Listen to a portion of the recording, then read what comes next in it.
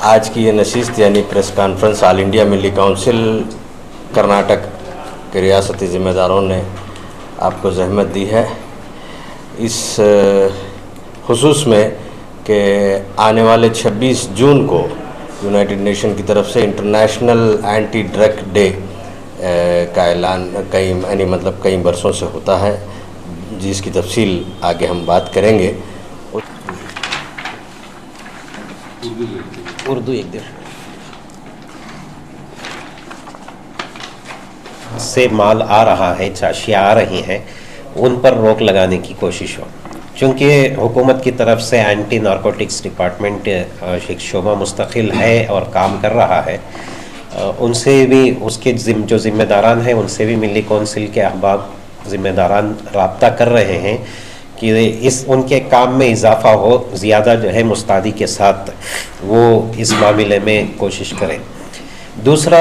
जो जैसे बताया गया, मेडिकल शॉप्स के ज़रिए से एक बड़ा तबका जो है नशावर दवाइयाँ ले रहा है, जो प्रिस्क्रिप्शन पर मिलने वाली दवाइयाँ हैं, लेकिन आम तौर पर जो है उसे भी बच्चे किसी तरह से नौजवान हासिल कर लेते हैं। तो मेडिकल शॉप्स वालों को भी ख़ास तौर पर टारगेट किया जा रहा है। अभी मैंने जो बताया कि 26 तारीख़ को मिली कौंसिल की तरफ से NAS शादी महल में जो प्रोग्राम होगा, उसमें कोशिश हो रही है कि ख़ास तौर पर उस इलाक़े के आसपास के जितने भी मेडिकल शॉप्स हैं उन सब से रब्ता किया गया है, सबको उसमें दावत दी जा रही है। तो ये एक जो है कोशिश है जहाँ से उस मामले को रोका जा सकता है। लेकिन इसके अलावा भी बहुत सारे तरीक़े हैं जिसके ज़रिए से हमारे नौजवान बच्चे जो है नशा करते हैं, जिसमें वाइटनर आता है जो CI को मिटाने के लिए इस्तेमाल होता है। स्कूल कॉलेजेस के बच्चे ज़्यादा उसको जो है इस्तेमाल करते हैं, या फिर डीज़ल और पेट्रोल होता है जो गैरेजेस में काम करने वाले जिसका जो है शिकार हो जाते हैं। तो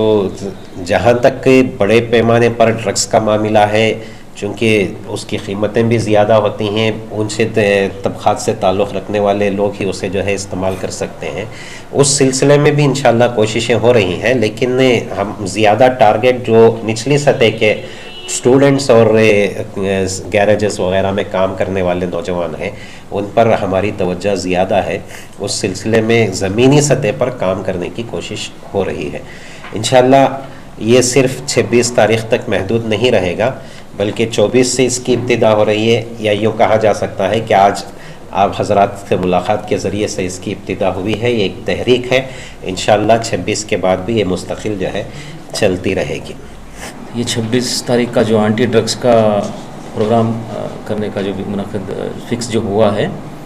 इसका मकसद ये है कि पहले हम सुनते थे कि कॉलेजेस में, बड़े बड़े यूनिवर्सिटीज़ में ये ड्रग्स का एडिक्शन ज़्यादा होता था, प्रॉब्लम्स होता था। तो अभी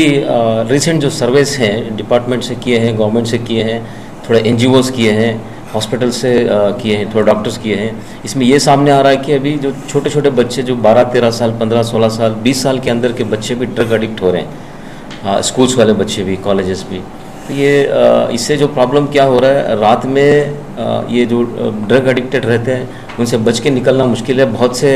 ऐसे चीज़ें सामने आए हैं, मर्डर्स हुए हैं, हमारे बेंगलुरु साउथ में ही हुए हैं, ऐसे बहुत सी जगह हुए हैं, क्योंकि ये ड्रग एडिक्शन जो है बहुत ही ख़तरनाक चीज़ है। वो होश नहीं होती है तो उस बेहोशी में क्या करते हैं उनको भी मालूम नहीं होता है, और उनके घर बर्बाद हो जाते हैं, उनका एजुकेशन चला जाता है, यूथ आज बहुत बर्बाद हो रहे हैं। तो इस प्रोग्राम करने का मकसद यही है कि एक बेदारी हो। दूसरा, अगर ऐसे कोई केसेस हमें सामने आते हैं इस प्रोग्राम्स की वजह से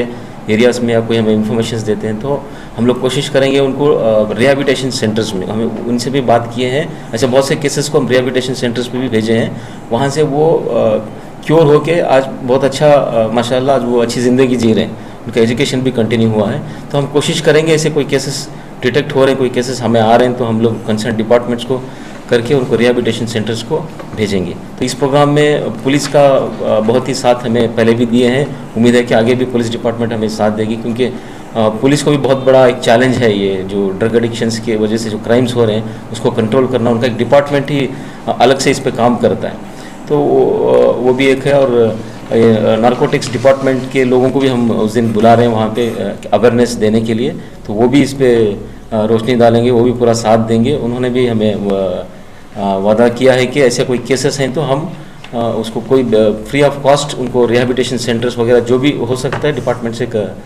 मदद देंगे बोल के। तो यही कोशिश है कि ये क्राइम को कम किया जाए, इस चीज़ को हमें कंट्रोल करके यूथ्स को बचाया जाए और एजुकेशन सब में आम हो, सबकी पढ़ाई पे कोई स्टूडेंट्स के कोई तकलीफ ना आए, फ्यूचर में स्टूडेंट्स अच्छा पढ़ के अच्छे सिटीजन्स बने, एक मुल्क के अच्छे सिटीजन्स बने, बस यही कोशिश रहेगी। तो इंशाल्लाह ये काम हमारा ऑल इंडिया मिली काउंसिल से जारी रहेगा। ऐसे ही अभी जो भी जो डिपार्टमेंट से इस तरह के जो भी प्रोग्राम्स हैं काम हैं उसे हम आगे इंशाल्लाह और बड़े पैमाने पे करने की कोशिश करेंगे इंशाल्लाह। ये जो ड्रग्स सप्लाई करते हैं पहले इन पे काम करना चाहिए, ये कहाँ से आता है और कहाँ